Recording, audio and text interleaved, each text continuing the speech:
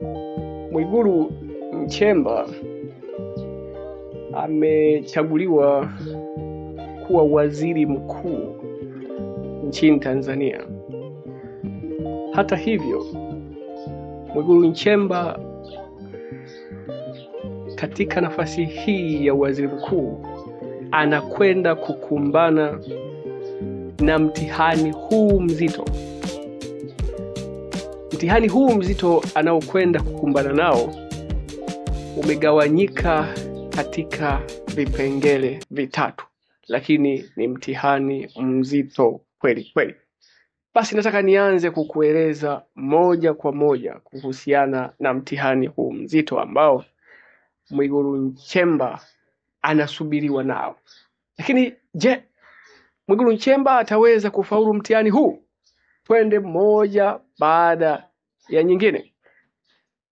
Mtihani wa kwanza ama kipengele cha kwanza cha mtihani huu mzito anaokwenda kukumbana nao Mwigulu Nchemba ni kulinda sifa ya Tanzania kuwa taifa la amani duniani. Huu ni mtihani mzito sana ambao unamkabili Mwigulu Nchemba. Kwa mujibu wa jarida la Global Peace Index, Tanzania ni nchi inayoshikilia nafasi ya kwanza kwa amani katika nchi za Afrika ya Mashariki. Kwa nchi zote za Afrika Mashariki, Tanzania inashikilia nafasi ya kwanza kwa amani.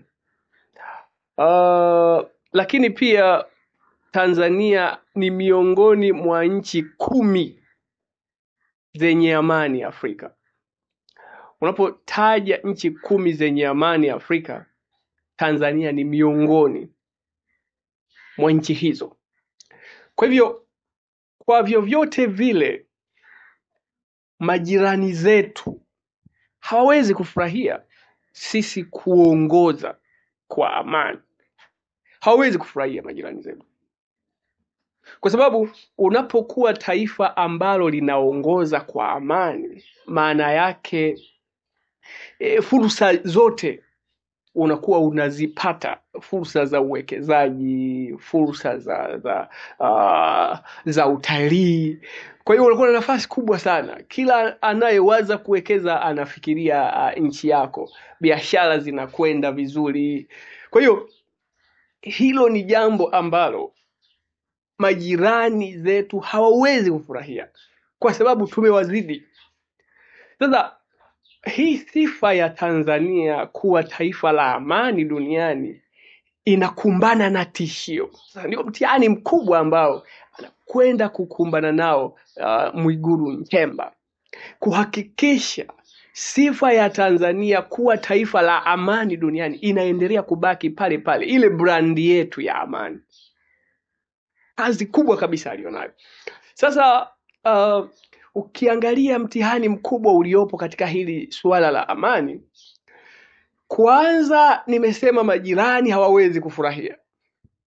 Lakini pili, kuna kikundi cha Watanzania walioukana uraia wa Tanzania. Narudia, kuna kikundi cha Watanzania walioukana uraia wa Tanzania ambao wanahamasisha machafuko wakiwa huko walikokimbilia.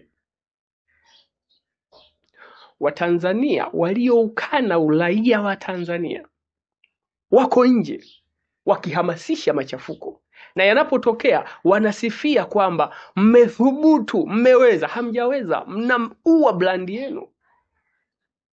Hakuna brandi kubwa, hakuna sifa kubwa duniani kama nchi yako kutajwa kuwa ni nchi ya amani. Mnaharibu halafu mnajisifu. Anayekushawishi uharibu ameukana uraia wa Tanzania. Tanzania aliyeukana uraia yuko nje. Kwambia ua, maliza, piga. Na wewe unakubali. Wanataka nini hawa Watanzania walioukana uraia wa Tanzania? Sifa ya nchi ya Tanzania unakuwa na uraia wa nchi moja. Hatuna uraia pacha. Vipi kama wanapambana hivi ili wapate uraia pacha? Hatulitaki swala la uraia pacha, kwa sababu kwa taifa letu litatuletea shida. Sisi ni maskini. unapompa mtu uraia pacha ambacho ndio pengine kinapiganiwa, ndicho pengine ndio motisha ya hawa wanaotaka kuleta chokochoko.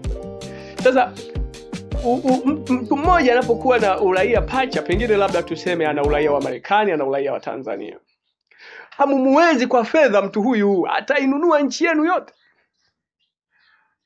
Kwa hiyo changamoto kubwa ambayo Mwigulu Nchemba anakwenda kupambana nayo ni kuhakikisha analinda sifa ya Tanzania kuendelea kuwa taifa la amani duniani. Maadui wanaoonekana kwa macho ni wawili. Kwanza, majirani. Hawawezi kufurahi majirani kama nilivyosema. Lakini pili, Watanzania walioukana uraia wa Tanzania. Huu ni mtihani wa kwanza. Lakini mtihani mkubwa kabisa mwingine ambao unamkabili Mwigulu Nchemba, waziri mkuu aliyeteuliwa mpya katika maganda yake, kupambana na tatizo la ajira.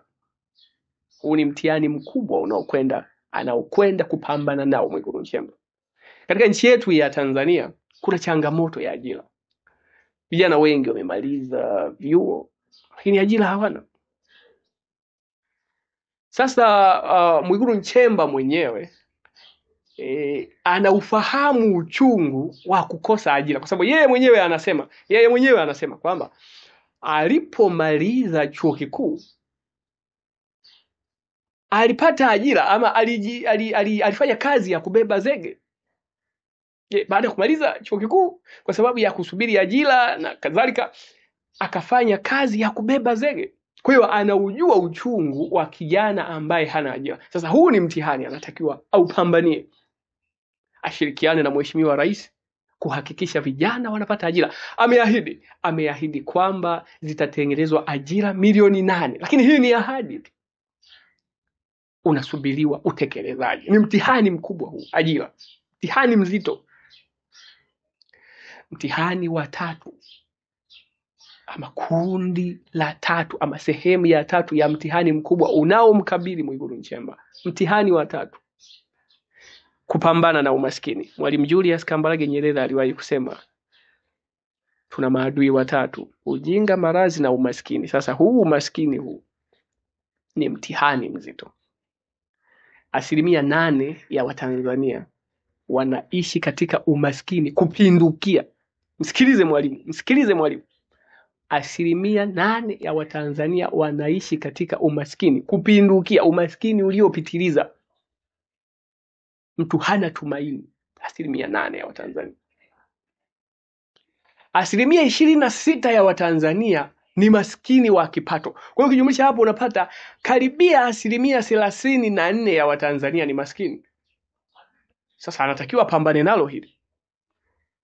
Sasa kwa maoni yangu navyoyaona, japo matokeo hatujui yatakuja vipi, lakini msikilize mwalimu, naona kwamba Mwigulu Nchemba ni mtu sahihi katika kupambana na umaskini, kwa sababu yeye mwenyewe anasema kwamba ameuishi umaskini, hajausoma vitabuni. Ameuishi umaskini. Anatoa mifano kwamba hakuwa na nguo ya kujifunika, chakula kilikuwa kidogo. Kwa hivyo pengine ama ninaelekea kuamini kwamba Mwigulu Nchemba katika kupambana na umaskini, kwa sababu ameuishi, yeye ni tofauti na wale wanaousoma vitabuni. Yeye ameuishi umaskini, anaufahamu umaskini, anayajua madhara ya umaskini, anajua shida ya umaskini. Tunaamini atafanyia kazi, atapambana na umaskini kwa kadri ya uwezo wake. Mwisho, Mwigulu Nchemba anasikika akisema twende kwa gia ya kupandia mlima. Mwalimu anaamini bila shaka mlima unaotajwa na Mwigulu Nchemba ni tishio la kutoweka kwa amani, ni tishio la ukosefu wa ajira, lakini ni tishio la umaskini kupindukia. Kila la heri Mwigulu Nchemba. Nitarudi na makala nyingine kueleza kama Mwigulu Nchemba alifaulu mtihani huu ama hakufaulu. Endelea kufuatilia.